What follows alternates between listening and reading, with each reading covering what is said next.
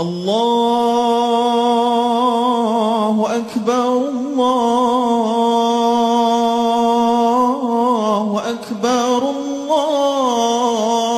Assalamualaikum warahmatullahi wabarakatuh. Allahu Akbar, Allahu Akbar, Allahu Akbar, walillahil hamd. Majelis Permusyawaratan Ulama Aceh mengucapkan selamat menyambut Hari Raya Aidil Adha 1445 Hijriah dan melaksanakan ibadah kurban. Kaum muslimin dan muslimat yang dirahmati Allah, kedua-dua ibadah ini sangat dianjurkan kepada kita umat Islam agar kesempatan pada tanggal 17 Juni yang akan datang agar jangan kita sia-siakan.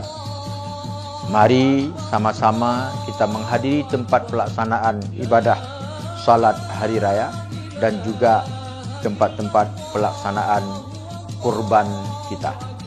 Mari kita gemakan takbir sebagai bentuk syiar kita bahawa ibadah hari raya Aidil Adha sedang kita laksanakan.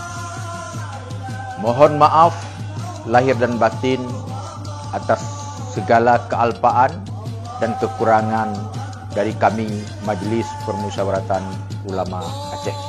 Sekali lagi selamat menyambut Hari Raya Aidil Adha. Mudah-mudahan Allah meridai apa yang kita lakukan. Afwan minkum, wallahul muwaffiq ila aqwamit thariq. Assalamualaikum warahmatullahi wabarakatuh.